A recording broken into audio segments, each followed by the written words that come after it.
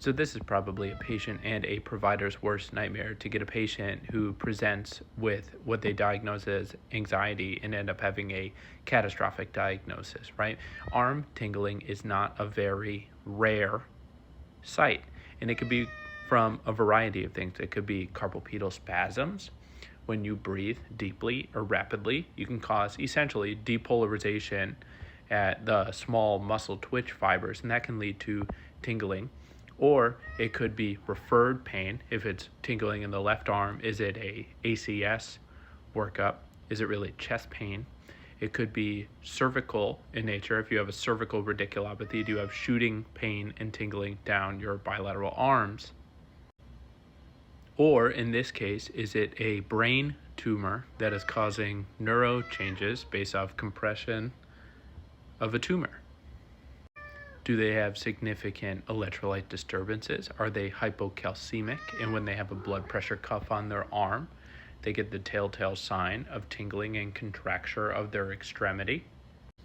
Do they have none of those things? Do they have a history of old stroke in that area in their arm, and they're sick for a different metabolic or infectious reason, and they get what's called recrudescence, which is a fancy term for reemergence of stroke symptoms that aren't because of a stroke? Do they have focal seizures that manifest as neuromuscular changes in an extremity? Do they have multiple sclerosis? Do they have MS?